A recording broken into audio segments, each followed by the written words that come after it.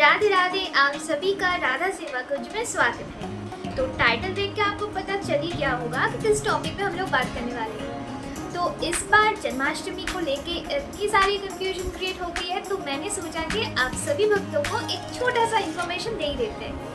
तो जन्माष्टमी को लेके और कोई भी कंफ्यूजन नहीं है, बिल्कुल नहीं।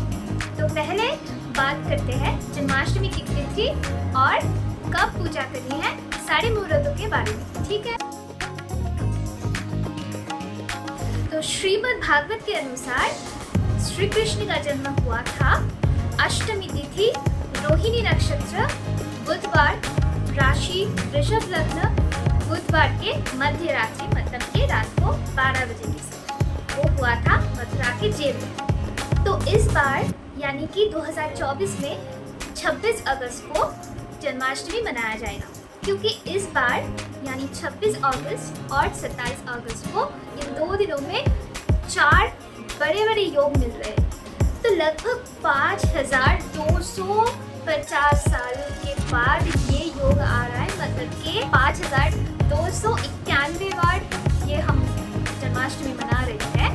तो इतने सालों बाद, जबकि श्री कृष्ण का जन्म हुआ था द्वापर युग में, तो इस बार वही योग फिर से आने वाला।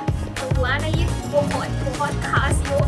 सारे भक्तों से ये अनुरोध है कि आप ये बिल्कुल मिस ना करें, क्योंकि इस बार 4 बड़े बड़े योग मिल रहे हैं। एक रोहिणी नक्षत्र मिल रहा है, दूसरा अष्टमी तिथि मिल रहा है, जयंती योग भी मिल रहा है और वासुदेव योग भी मिल रहा है, जो कि श्री कृष्ण जन्म का 4 महान योग है। तो इस बार जन्माष्टमी इसीलिए बहुत खास है। तो हम लोगों को अब क्या करना है, किस दिन पूजा करना है, तो ये मैं बता देती हूँ आपको। 26 अगस्त को सुबह 3:39 यानी कि 12 बजे के बाद हमारा दूसरा दिन चालू हो जाता है। तो 26 अगस्त सुबह 3:39 में अष्टमी तिथि का योग मिल रहा है। वो अष्टमी तिथि का योग शुरू हो जा रहा है और अष्टमी तिथि का योग रहेगा 27 अगस्त को 2:19 के सुबह तक, मतलब 27 अगस्त को सुबह 2:19 तक यह अष्टमी तिथि रहेगा। तो अब बात कर लेते हैं रोहिणी नक्षत्र का।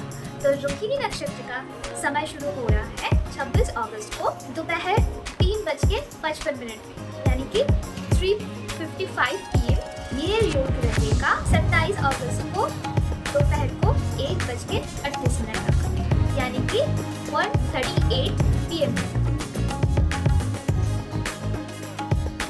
तो पूजा करने का सही मुहूर्त कौन सा है, तो ये हम लोग बता देते हैं। और मैं खुद भी इसी मुहूर्त में पूजा करूंगी और इसी में कान्हा जी की जो भी सेवा हो और अभिषेक हो इसी मुहूर्त के अंदर करूंगी। तो मैं इसी को आप लोगों के साथ शेयर कर देती हूँ। तो 26 अगस्त को रात को 11:44 से 12 बजे के अंदर पूजा हो जानी चाहिए। तो इस वक्त के अंदर ही कान्हा जी का अभिषेक और उनका पूजन करेंगे, क्योंकि इसी मुहूर्त में आपको रोहिणी नक्षत्र का योग मिल रहा है और अष्टमी तिथि का भी योग मिल रहा है। तो ये मुहूर्त सबसे बेहतर मुहूर्त है कान्हा जी की पूजा करने के लिए। और इसके बाद पूरा दिन आप लोग कान्हा जी की सेवा करें, आरती करें। सुबह यानी कि 3:39 में तो अष्टमी तिथि लग ही जा रहा है, तो पूरा दिन आप लोग कान्हा जी के जन्मोत्सव का आनंद मनाइए, उनकी पूजा करें, उनको अच्छा भोग खुवाएं। अब जान लेते हैं कि पूजा कैसे करनी चाहिए। तो सुबह 12 बजे जब कान्हा जी के अभिषेक करें, यानी कि 26 तारीख को 11:44 से 12 बजे के अंदर जब आप कान्हा जी के अभिषेक करें और उनको भोग लगाएं, तो तभी पहले कान्हा जी को नहलाइए पंचामृत से और उनको केसर, गुलाब जल और चंदन को एक साथ मिला के उसको कान्हा जी को तिलक करिए, क्योंकि कान्हा जी केसर तिलक करते हैं ना, तो उस दिन भी कान्हा जी को केसर तिलक ही जरूर करिए। कान्हा जी का अभिषेक करने के बाद उनको एक पीले वस्त्र के ऊपर उनको बिठाइएगा और उस दिन कान्हा जी को पीला वस्त्र परिधान कराइएगा, क्योंकि ये बहुत शुभ होता है। फिर उनको जो भी भोग लगाना हो उसका भोग लगाइए, खूब पूजन करिए, आरती करिए, मंगला आरती करिए। उसके बाद बहुत कीर्तन करिए और शाम के टाइम तुलसी मैया के सामने एक दिया जलाइएगा, घी का दिया हो या फिर तेल का हो, जो भी हो, एक दिया जलाइए। इस दिन कान्हा जी की पूजा करते समय आपको एक मंत्र का उच्चारण करते हुए पूजा करना है। और वो मंत्र है ओम नमो भगवते वासुदेवाय नमः। जी हाँ, ओम नमो भगवते वासुदेवाय नमः। तो ये मंत्र का उच्चारण, इस मंत्र का जाप अपने मन ही मन आप करिए और कान्हा जी की पूजा करिए। तो चलिए अब बता देते हैं पारण का समय। तो 27 अगस्त को 3:38 के बाद पारण शुरू हो जा रहा है, यानी कि 3:38 के बाद आप कान्हा जी को पारण का भोग लगा के फिर अपना व्रत तोड़ सकते हैं, क्योंकि 3:38 के बाद ना तो रोहिणी नक्षत्र रहेगा, ना तो अष्टमी तिथि रहेगा। तो अब जान लेते हैं जन्माष्टमी की पूजा करने से आपको क्या क्या फल मिलने वाला है। तो कृष्ण जन्माष्टमी या कृष्ण जन्मोत्सव जो हम लोग मनाते हैं हर साल, ये ना तो भारत में बल्कि पूरे विश्व में इसका उत्सव मनाया जाता है। इस साल 2024 में वही योग फिर से वापस आ रहा है जो कि द्वापर युग में कान्हा जी के जन्म के समय आया था।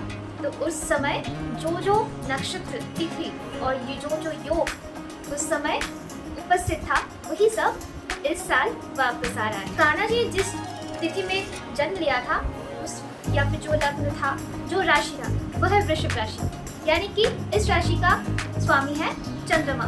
तो चंद्रमा का तो इस तिथि में जो भी भक्त कान्हा जी की पूजा करेंगे वो चंद्रदेव का आशीर्वाद प्राप्त करेंगे। तो चंद्रदेव का आशीर्वाद प्राप्त करने से क्या होता है, एक अलग ही एक व्यक्तित्व, एक आकर्षण और तेज बुद्धि या फिर बहुत ही उच्च मानसिक संपन्नता प्राप्त होती है। जिनके कुंडली में चंद्र का दोष है, चंद्रमा का दोष है, तो वो लोग भी इस जन्माष्टमी की पूजा के द्वारा चंद्रमा का आशीर्वाद प्राप्त कर सकते हैं। और जो भी दोष है वो सारे दोष कट जाएंगे, सारे बाधा जो है वो कट जाएंगे।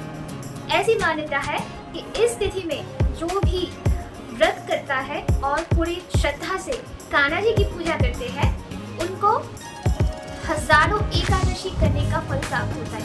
एक एकादशी अच्छे से पालन करने से सारे पापों का नाश होता है, और एक जन्माष्टमी करने से ऐसे हजारों एकादशी करने का फल आपको प्राप्त हो जाता है। और इस तिथि में जो भी कान्हा जी को झूला झुलाते हैं, तो ऐसी मान्यता है कि झूला जो भी कान्हा जी का झूला झुलाते हैं, उनको कान्हा जी की कृपा से सारी मनोवांछाएं पूर्ण हो जाती है और उनको सदैव कान्हा जी की कृपा मिलती है, सारी बाधाएं कट जाती है, जो भी मंगल होना होता है सब मंगल विधान उसके शुरू हो जाते हैं। 26 अगस्त को मंडे यानी कि सोमवार को जयंती योग भी मिल रहा है, और इस जयंती योग में जन्माष्टमी की पूजा करने से अक्षय पुण्य की प्राप्ति होती है। ऐसा भी कहा जाता है जिनके पितरों के पाप के द्वारा अगर वो कोई भी नरक को भोग रहे हैं, तो वो भी मुक्त होकर परम धाम को प्राप्त होते हैं। जन्माष्टमी की तिथि में जो भी श्री कृष्ण भगवान की बड़े ही श्रद्धा से पूजा करते हैं, उनको वैकुंठ की प्राप्ति होती है। और भी सुनिए, जो भी संतान की प्राप्ति के लिए पूजा करना चाहते हैं, तो ये जन्माष्टमी तिथि बहुत ही फलप्रदायी है।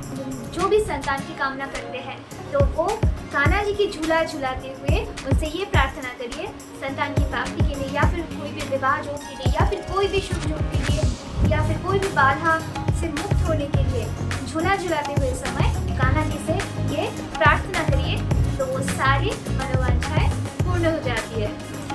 तो 26 अगस्त को कई जगहों में कृष्ण जन्माष्टमी मनाया जाएगा और कई जगहों में 27 अगस्त को मनाया जाएगा।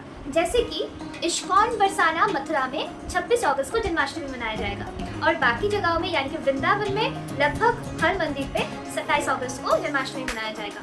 तो हमारे पास तो 2 दिन ही मिल गए जन्माष्टमी मनाने के लिए, तो क्यों ना हम लोग इस बार डबल मौज करें। तो 26 तारीख को रात को 12 बजे कान्हा जी का अभिषेक करेंगे, पूजा करके फिर दूसरे दिन भी कान्हा जी की पूजा करेंगे, फिर हम लोग खूब आनंद करेंगे। तो आप सभी भी ऐसे जन्माष्टमी और इस महान योग का लाभ उठाइए, कान्हा जी की खूब सेवा करिए, कान्हा जी को मन से बहुत श्रद्धा के साथ उनकी पूजा करिए, और इस तिथि में इस दिन उपवास रह के कान्हा जी की पूजा करने से बहुत अच्छा फल मिलता है। तो आप लोग फलाहार कर सकते हैं, फलाहार के बाद कान्हा जी की पूजा के बाद फलाहार कर सकते हैं और जलपान कर सकते हैं। और इस तिथि यानी कि 26 अगस्त के एक दिन पहले यानी कि आज के दिन आपको सात्विक भोजन करना है, यानी कि प्याज लहसुन बिल्कुल नहीं चलेगा। तो सात्विक भोजन करिए, संयम से रहिए और आपका जो रसोई है उसको अच्छे से साफ करिए, गंगा जल से उसको पवित्र करिए।